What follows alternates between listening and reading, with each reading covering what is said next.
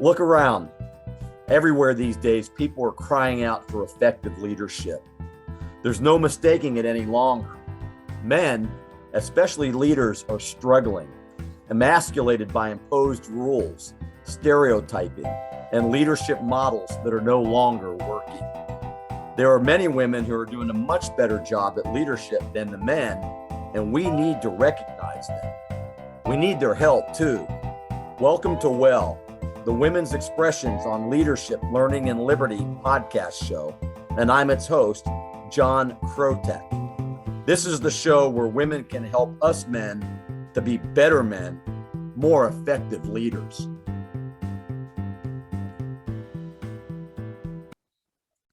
Our guest for this episode of W.E.L.L. podcast show is a very good friend of mine. She's a speaker. She's a motivator. She inspires people all around the world, and she's also a Gold Star mother. Her name is Jill Stephenson. Let me tell you about Jill before we get started here. Jill is a champion of finding the blessings in life's adversities, and we'll talk a little bit about that. She has grasped what life has thrown at her and used it to motivate and inspire others who are facing difficulties. And she does a darn good job of it too. We'll talk about that. Drawing from her strength, she instills positivity and gives hope when called to do so. Since the loss of her only child, an elite Army Ranger in 2009, Jill has spoken to audiences around the country, sharing stories about her son's military service, her family's sacrifice, and remaining faithful despite her great loss. You know, every time hi Jill, but every time I meet a Gold Star parent, and especially a mom, because we know about mothers, it touches something deep in my soul. And Jill's son was an elite Army Ranger who sacrificed the greatest gift that God gives us, which is our life. And Ben will always be remembered. I've known Jill now a little over 4 years. We've talked quite a few times over that time period. And Ben's here with us all the time. And I just, I just want you to know, Jill, that I appreciate your time and I appreciate you as a person. And I'm so glad to have you here on the show, and welcome to W.E.L.L., the new podcast show. By the way, you are the first guest on the show, and I'm very honored to have you here. Well, I'm honored to be here, John. I appreciate you asking me, and raise that honor up a notch to be the very first guest. I'm excited to see where this will take you and to be a part of it. I'm excited to be here. Thanks for having me. Well, you're welcome, and thank you. And Jill has taken one of life's turns and turned it into something really good. And she is a leader in her own right. And that's what this show is about. It's about leadership, and it's about freedom and education, how we can learn more about each other. But it's about it's just how we can be better men and recognize the women who show these leadership traits that are just way beyond the call of duty, and use their tips and their examples to be better at what we do. I like to say that we're in a global crisis for men's leadership, male leadership. And if you look around, the world's always been in chaos, but if you look around, it's pretty janked up right now. I mean, and I believe that men are, and it's my gender, I believe that we're failing. And, but before we even go there, let's talk a little bit about you, Jill. Let's talk about where you were raised and how you were raised and how you got these great leadership traits, and who were the men in your life that instilled in you this desire to always be, to raise an Army Ranger son but always be a step ahead of the game. Tell us about that. I was raised in suburban Minneapolis, a first-ring suburb right next door to Minneapolis. My parents were also raised in South Minneapolis, so just a few miles away from where they both were raised. Very average suburban family, middle class. Mom stayed at home with 4 kids. Dad went to work, worked 2 jobs. and really very basic, and life was good and sailed along until I was about 12. That's when my parents got divorced, and we'll just say like the wheels fell off the cart. That's when Yeah. everything changed. But my grandparents were, my mom's parents were very much a part of teaching me the leadership skills. My grandfather served in World War II. He married my grandmother and then had to go, complete his service overseas before he came back home to raise a family. And they raised 6 children together, on his income as a postal worker. Wow. And his disability benefits, and then from serving in the military, and then the disability from the postal worker came later. But anyway, they never made it seem like there was a struggle to what they did. You didn't hear about anything. They took what they had, and they played those cards. And that's just what you did. And I watched him do that. I watched him build a cabin for our family to enjoy, and offer that in turn to everyone in the family, to share the wealth, if you will, with what they had. And then I continued to watch my father work hard. He still, he was 76 and he still works. He has his own company that he's been running by himself for more than 50 years, selling and doing some installing of residential fences. He still does that. He coached my youngest brother's baseball and basketball teams for many years. He just never quit. So between my paternal grandfather, really, and my own father, I was taught to never quit. You don't give up. You just take what life throws at you, and you maybe just take that ball under your arm and you just keep running. You just keep going. It's interesting because one thing that you said there, Jill, a second ago, is that they, like your grandfather came back from World War II and they 6 children on postal workers' wages. Yeah. It was easier back then, but the work still was tough. And one thing that you pointed out was there was no victimology. None. And boy, what a person to have as an example. Come back from World War II, come back and, put his boots on, tie him up, go to work, raise these kids. That's incredible, and I love the fact that there was none of this victimology that we see so much of today. No, there never was. In fact, my grandfather was famous for saying to my mother and her siblings when they were growing up, if they complained about anything, I cried because I had no shoes until I saw a man who had no feet. Yeah. There's no victimology there. You have nothing to cry about. If you don't have shoes, well, be grateful that you have feet, because some people in this world don't have feet. That's incredible. I shared that, then with my son, but my grandfather also instilled the importance of integrity into all of us. And I think that kind of goes hand in hand with not being a victim of anything, is being responsible for what you say and what you do and owning it. Just not just being responsible, but owning it 100% of the time. He would tell us, he would put the analogy this way: if you are carrying a bucket of water, you better darn well know that you've got water in that bucket. And if you don't, then your bucket has holes. And, an example of that, if you would say, Chevy trucks are better than Ford trucks. Hey, Grandpa, I love those Chevy trucks. They're better than Fords. And he'd say, why are they better than Fords?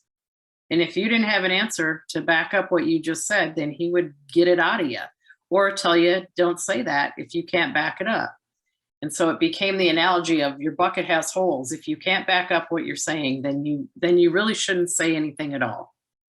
And I've taken that lesson with me, from when I was a preteen girl. And integrity is so important to me. So important to me. I am not going to call a spade unless I know gall darn well that it's a spade.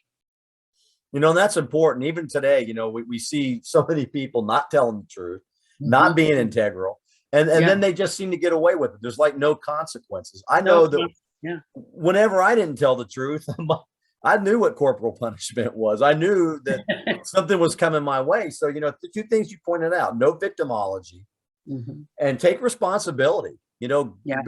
Be an adult. Be grown up. And what a better, you're blessed, Jill. I know it's early in the program, but you're blessed to have those two lessons taught to you at such a young age. Oh, very much so. Very much so. So Ben, your only son, Ben spent a lot of time with your grandfather, I understand. He did. He did. Ben was my only child, and I raised him as a single mom. So my grandfather became the strongest male role model that Ben had in his life. Right. And so very fortunate to spend a lot of time with him. And Ben, I had learned these lessons from my grandfather and then in turn shared them with Ben. And Ben got to, experience them himself with the time that he spent with my grandfather. And we spent the majority of our time at their cabin or lake home in northern Minnesota. So it was the outdoorsy kind of thing, that we spent a lot of time fishing and going out in the boat. Not a fancy boat at all. We had a rowboat and a canoe, and then some other aluminum boat with a 60 horsepower motor on it. Nothing fancy, but learn the tricks of what it meant to catch your own fish and dig up your own worms and just have some organic fun on the water. That's awesome. Sounds like some really good times. It was, So yeah. you got this alpha male granddad, right? Yeah. And then you're raising an alpha male. Yeah. Tell me about how Ben, so you have, even though you're a single mom, and I know how tough that is. I'm married to a single mom. I get it. Mhm. Helped raise two of our own kids. But tell me how Ben got to become an Army Ranger. Well, I think through the teachings of my grandfather and myself, and that bloodline, because I raised him the way that my grandfather raised me in a sense, and my father with those leadership skills, and not having a sense of being a victim for anything, having integrity be very important in the way that you carry yourself, carrying yourself proud. Ben was taught to carry himself proud, and that again came from my grandfather. He literally taught us, when you're walking anywhere in public, that you put your chin out, your shoulders back, and your chest out, and you carry yourself like you mean who you are. And you don't look down when you're walking, because that doesn't show confidence. You want people to see a confident you in who you are. Mm-hmm. And Ben did that so well that he had a reputation in his high school of being noticeable when he was coming down the hall, like, oh, here comes Ben Kopp, because of the way he walked. And the girls teased him about it. But of course, in a flirty sort of a manner. But he really took that on, and he carried himself proud. And I was proud of him for doing that, because it did show a level of confidence that he had. Mm-hmm. That, along with becoming the Army Ranger, my grandfather is the only man in our family who was military, the only one. And Ben remains to this day, almost 13 years after his death, the only offspring of my grandfather to follow in his footsteps and join the military. So I think there was a genetic code that they shared, that brought Ben to follow in his footsteps. But the events of 9/11 had a profound effect on Ben. The events of 9/11 and my grandfather's death, when Ben was 13, came just 5 months before 9/11. Around that time as well of 9/11 is when the book Black Hawk Down came out. And Ben was a very avid reader, and he read the book. And then the movie came out, and that inspired him. He wanted to seek revenge against the bad guys who murdered innocent lives on American soil. And he also wanted to avenge maybe avenge isn't the right word, but he had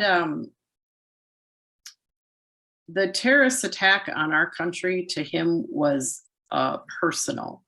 he took offense to it and thought that it was a mockery of his great-grandfather's service to our country.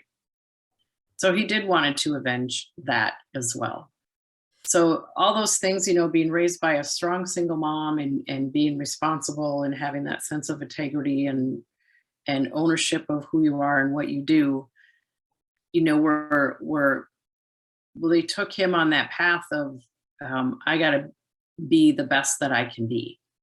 And I'm going to do that. I'm going to do it in honor of my great grandfather. I'm going to do it in honor of my mother, and I'm going to do it in honor of all those innocent people who died on September 11th. It's touching because, I was just going to bring up honor, and you just said it 3 times. And so young man like that's convicted and has confidence and integrity and doesn't play the victim card. Never Takes responsibility for who he is. That's what exemplifies the best in a male. Yes. And he was the, I'm not going to say stereotypical, he's the prototypical alpha male who was proud of who he was, and made decisions based on a code of honor.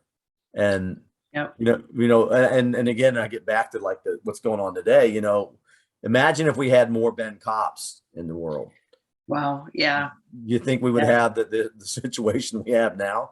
No, absolutely not. Absolutely not. And I heard just 3 words today, and I was listening to the audiobook of the biography that was written about Ben called Heart of a Ranger. And I know we'll get to that later, but this ties in right now in that Ben was described as having grit, determination, and guts.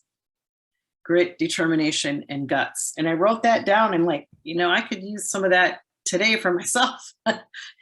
But I see those 3 traits also coming from my grandfather, very much so, that grit, determination, and guts. And as bringing those 3 things forward, that's maybe what turned into what the Rangers call intestinal fortitude.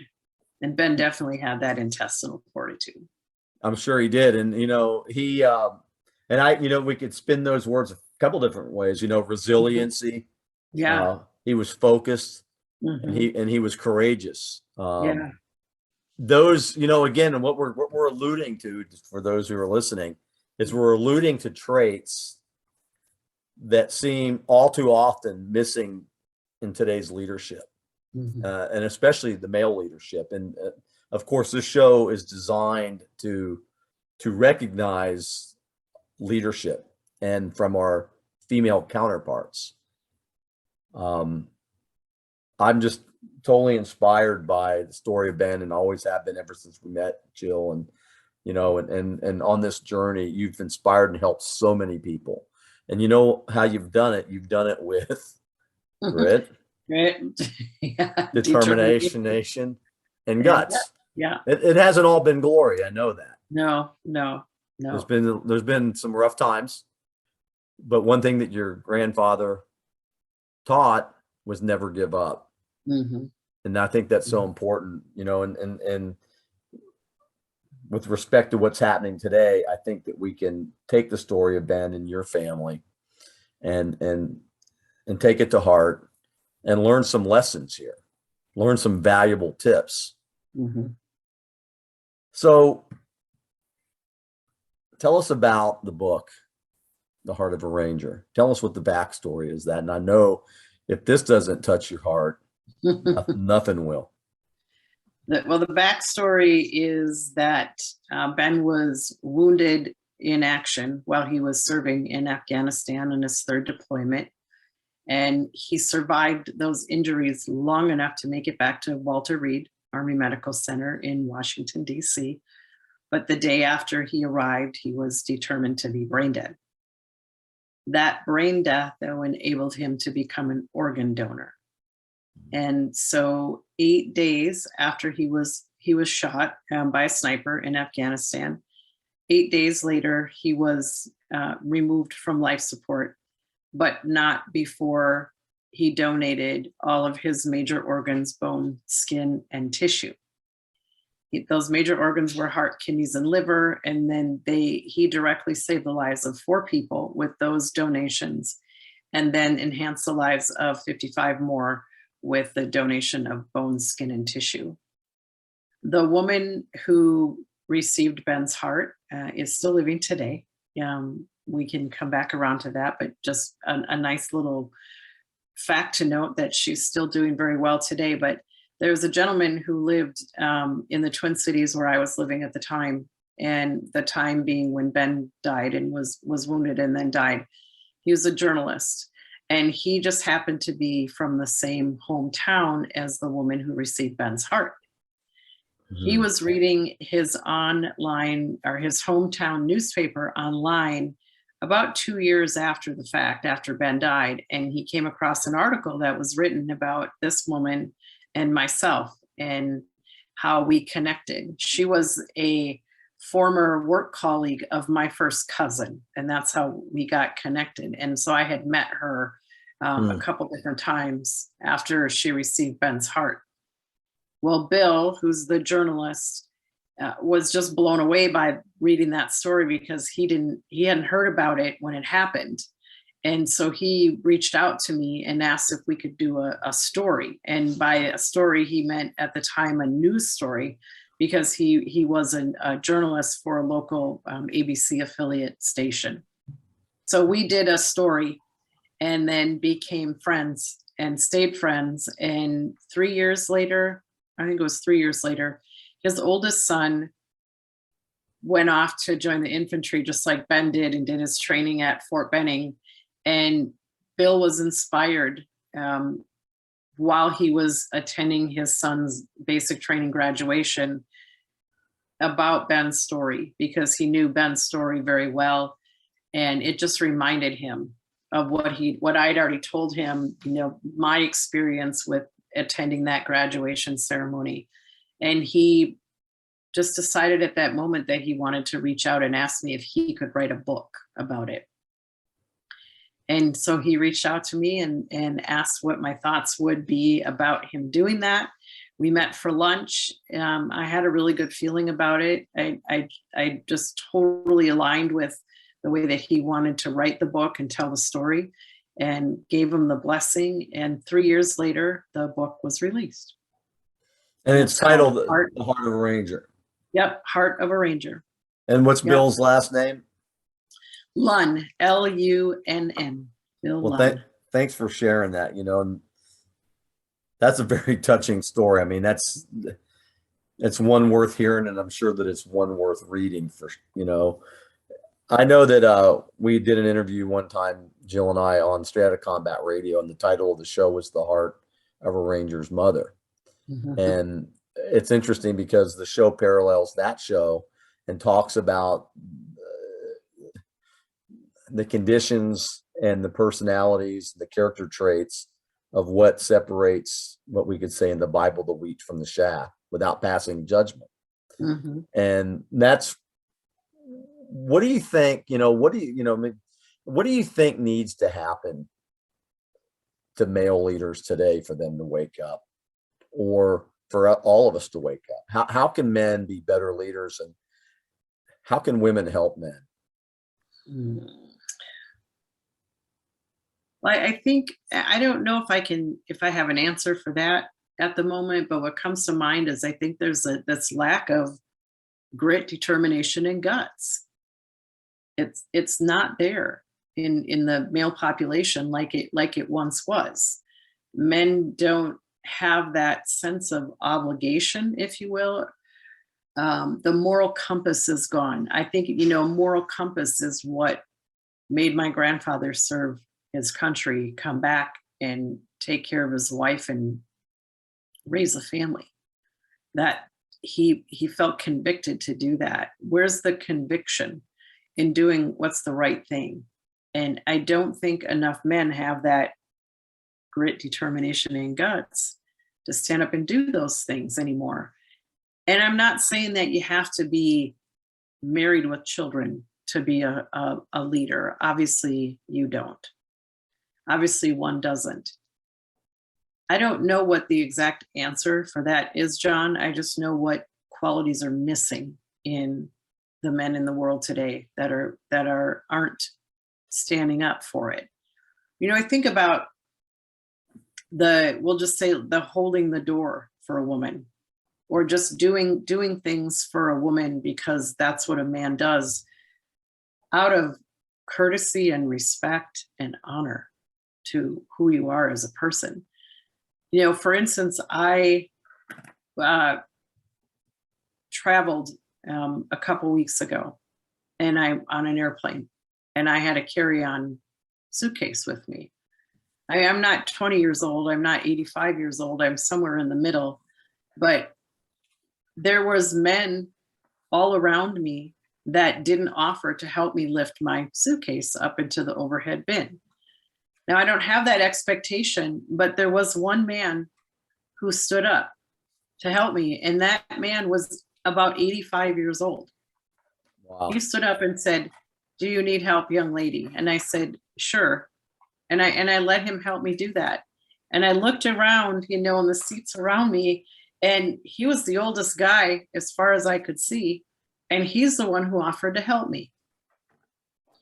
I said, "It's good to know that chivalry isn't dead. Thank you." And literally, one of the guys said, the men around, he was probably in his 40s. He said, literally, "What's chivalry?"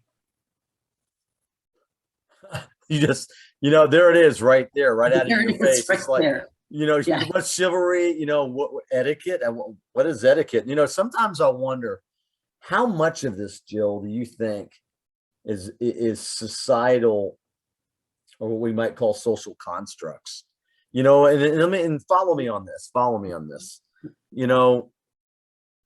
So often, let's think about this. Men are criticized for not exercising historically accepted feminine roles like creativity, nurturance, sensitivity, dependence, especially loyalty to family. And at the same time, I feel like they're criticized for practicing historically masculine roles like being authoritative, physical, ambitious, self-assured. I feel like men, I'm not making up any excuses. You know me. I want to think about this. So men, it seems to me, and this, I don't know if this is global or just in America, but it seems like if we show our feminine side, that we get criticized for that. But nowadays, it seems like when we practice the masculine side, we get criticized for that. I feel like men at times, not, Lord knows I'm not talking about being a victim, but it feels like, if we follow that line of reasoning, it seems like there's nothing positive these days about being a man. I feel like, and hear me out.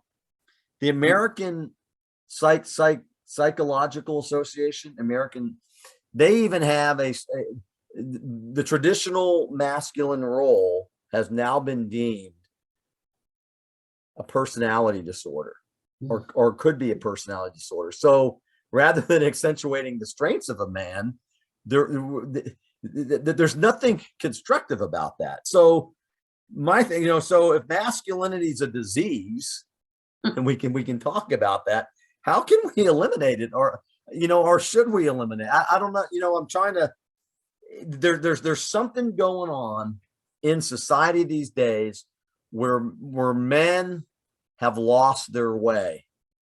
They seriously have lost their way, and I don't know if I know it's a lack of what we've said, but how do we turn the tide? Does it just start out with an individual? Do we start a movement? How do we get men to be okay with being men, not being assholes? That's a whole different story. How do we get men back on the masculine route where it's acceptable to open a door for a woman? I mean, when I hear of a 40-year-old guy doesn't know what chivalry is, it's like, holy cow, are you kidding me? Yeah. No clue. It was if I just spoke a foreign language to him. Yeah. To answer how do we bring it back, we got to start with the children. We have to start with the young men. and teach it to them from when they're very, very small. So they grow up with it, just like my son did. He learned it from when he was very young, and it became important to him to uphold that the grit, determination, and guts and all that he did. Now, I live in a southern state, and you hear children all the time respond to an adult as yes, ma'am, no, ma'am, yes, sir, no, sir. And it's a respect thing. And that's just what you do. You look at people when you speak to them, and you speak to them with respect. I don't think, maybe we can teach old dogs new tricks, but it is a societal thing.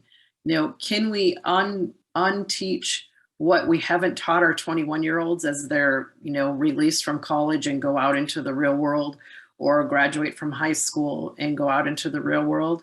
I think we can, but it has to, from them again, it has to come from the top down, from whoever they're going to be interacting with as leadership, whether it be, in the military or in college or a vocation.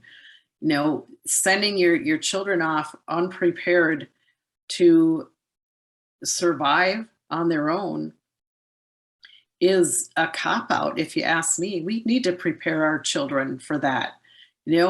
When you don't make your children be responsible for themselves in your home, like by giving them chores and having them earn things instead of just giving it all to them and doing everything for them, what's going to happen to them when you cut them loose?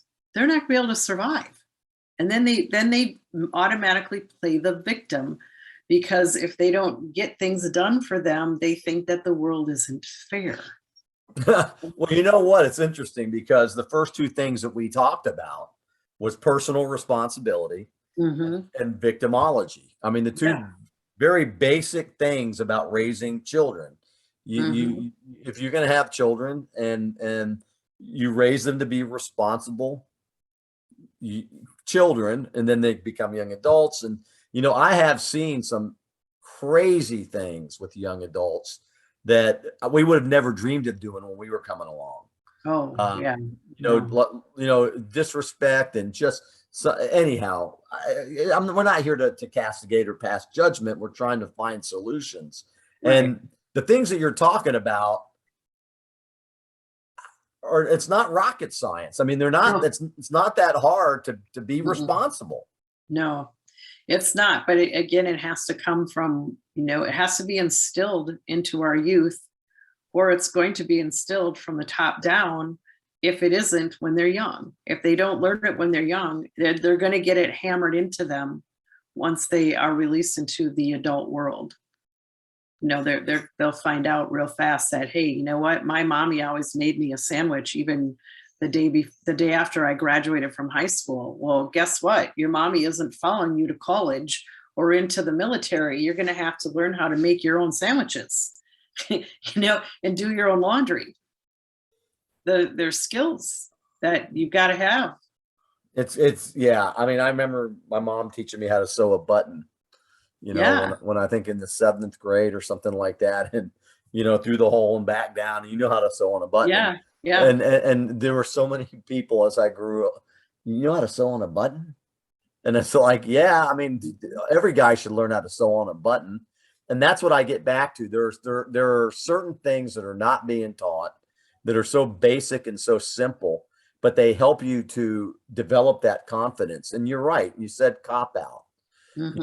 How many times did we see over this pandemic, people saying ridiculous things online on TikTok or whatever, Twitter, and then the next day they lose their job and they start crying to the world that, they lost their job because of something they said. I mean, talk about, responsibility 101. Right. Well, yeah, exactly. And for people so many to think that there aren't consequences, that there isn't going to be consequences when you are disrespectful. And that's and I think down to.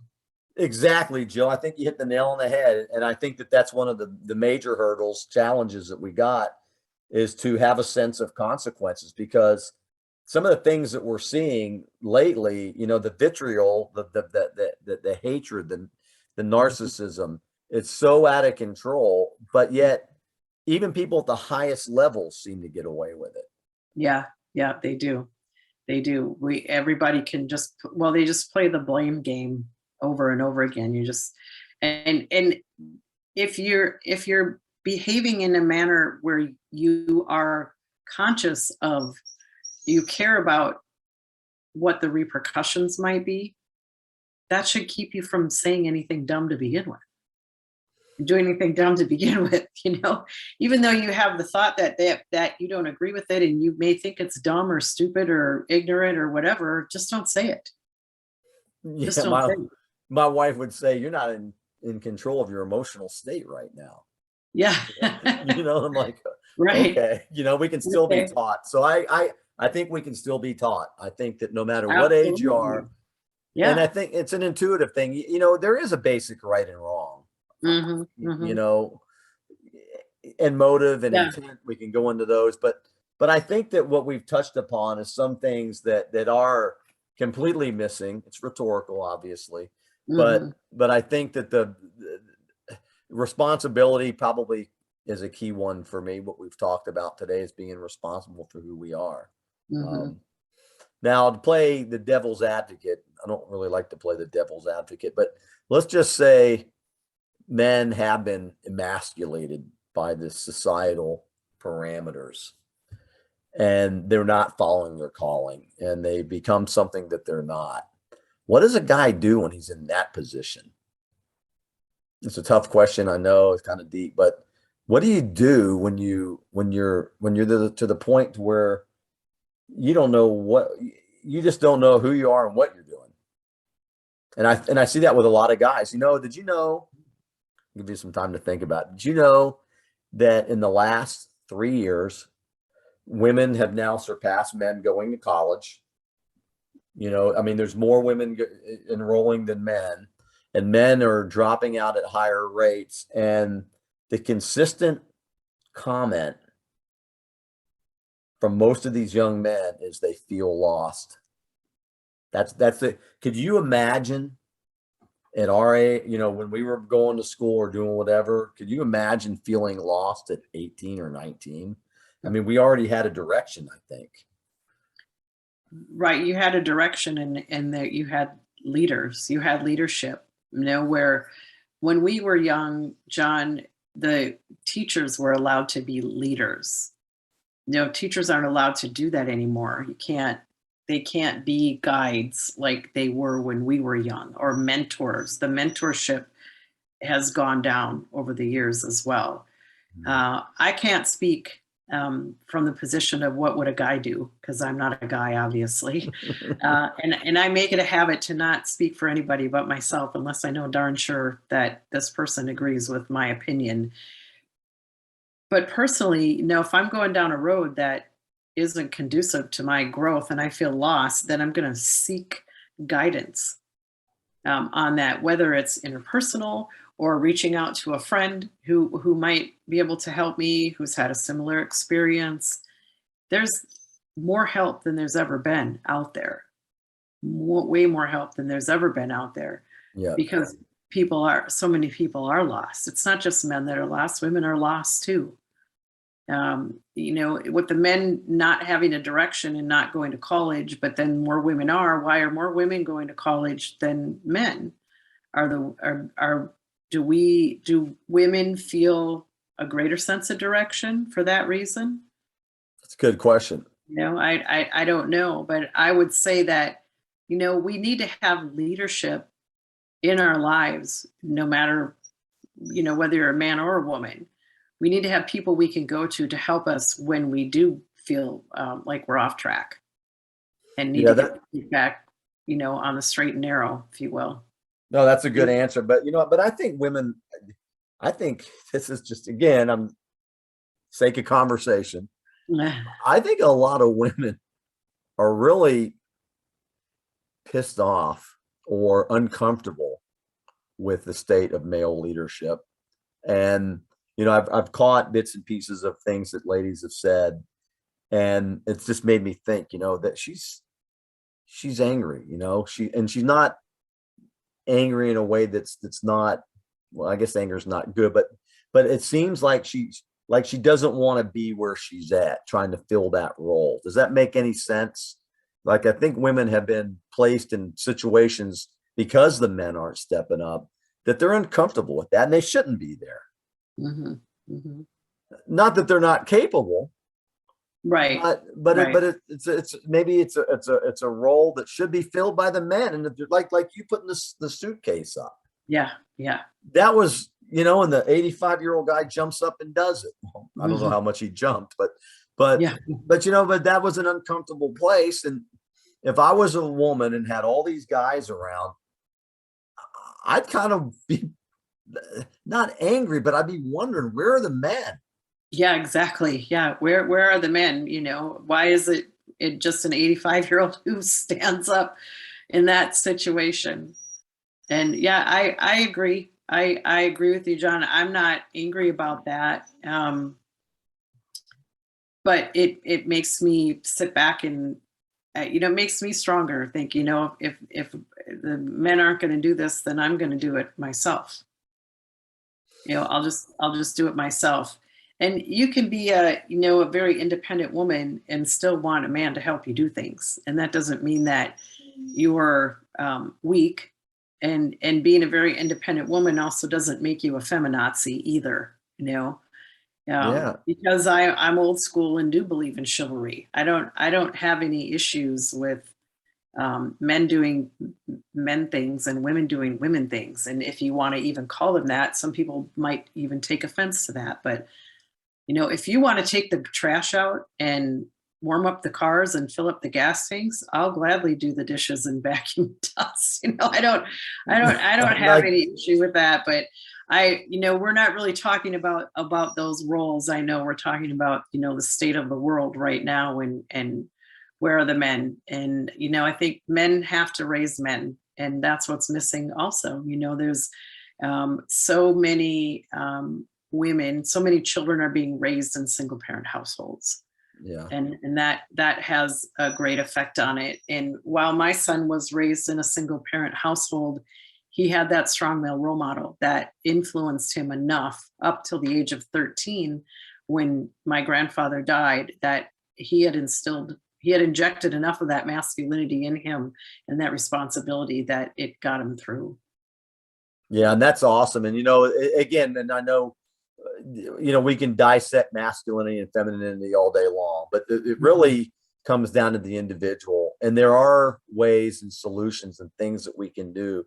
I always say that as long as you're on the road to self improvement, that's a start. Mhm. Mhm. It can't feel good as a guy sitting there watching a lady struggle on a plane to put a suitcase up ahead the overhead bin. And I know that I could probably, not that she can't do it, but Mhm. I couldn't even imagine being a guy sitting there watching that, Yeah. and you can go Yeah. to the mall and you can see guys going into the mall, jumping ahead of a woman walking in, or it's crazy, the stuff that we see. The lack of etiquette, I think, is another basic Mhm. nicety Yes. and respectful thing that is dignified, Mhm. Mhm. that we're missing. And again, I'm not here. I know you and I are not here to be complainers or talking about all the troubles of the world, because Right. the Lord knows that we'll never solve that conversation. But the things that we're discussing here today are doable. Yeah. Yeah, they are. Yeah, they are. We're not that far off the target, but if you're off they used to say in the Army, if you're 2 degrees off on your compass course, at the end of it, you could be 600 yards downrange off Right. target. Yeah. You know, Right.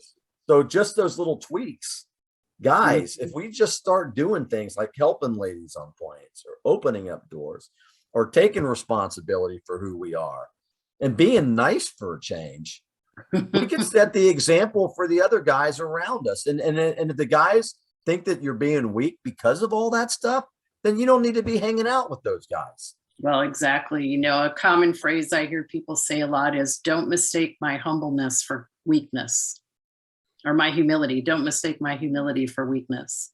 And there's a lot to be said about that one. Absolutely, Joe. You couldn't have said Mhm. it better. And Mhm. do you have, so if you're the queen of the world, If you were controlling it all, I was the queen. if you were the queen, and you are the queen, but if you were the queen of the world, what, you probably already answered this, but what 2 or 3 things would you tell guys right now that could drastically change their situation and then collectively make the world a better place? Yeah, I think we did talk about these already. The responsibility and ownership for yourself and your family, and also, I believe when you are thinking not just of yourself but of the greater good. How does what I'm doing right now have an effect on tomorrow, or who is going to be affected by what I do and say? And keep that in mind. Be aware that you are leading by example, and be the example. Well, thank you, Queen Stephenson. How can people get in touch with you if they want you for an event to be a speaker, or they want to get more information about your book, or if they just want to talk to you or meet you for something? How do they do that, Jill? You can, on my website, which is iamjillstephenson.com, www.iamjillstephenson.com, Stephenson. That's how you spell it right there.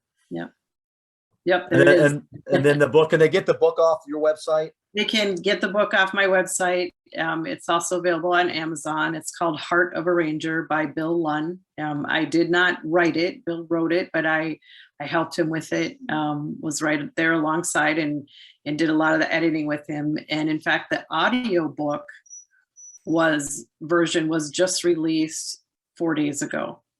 Awesome. It took a little longer. It wasn't something that we didn't put it out at the same time as the book. Obviously, the book was released in May of 2017, and now here we are, January, March of 2022. A little bit lagging behind, but nonetheless, it's out there now. So I actually was listening to it today because I hadn't heard it before. But myself and W.E.L.L., the author, are the ones who narrated the whole book. Oh, good for you. Congratulations. I have to get me a copy of that. Thank you. Yeah. I have the book, but I'd like to hear it on audio. Just to hear your voice, Queen. Just to hear, to hear me read you a bedtime story. Yeah, it's I think it's 9 hours, around 9 hours of audio. Awesome. So there you have it. iamjillstephenson.com. Let me ask you this, Jill, before we sign off here. Do you have like your own quote or a personal mantra that you live by every day?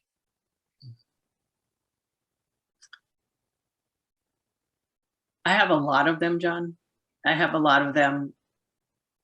I think the one that I adhere to the most is the golden rule, and that's do unto others as I would want them to do unto me. Well, there you have it. It's a classic one too, by the way. And yes. Yeah. Classic for the classy Queen, Jill Stephenson. Jill, and thank you for being here. You have all the information. Appreciate your time, and look forward to our next conversation. And I just wish you all the best. And I love who you are and what you do. And just thanks for being the first guest on W.E.L.L. podcast show. Well, thanks for having me, John. I appreciate it. It's been great chatting with you. Good seeing you. You too. Talk to you soon. Bye-bye. Okay, bye-bye. We don't exist. We hope the men who joined us today learned some valuable tips to improve and not be ashamed to use them. Be the change. Set the example. Keep going, men. And for the women leaders out there, keep creating and keep helping us men to become even better men, more effective leaders. Thank you. Until next time, stay safe, be well, and lead.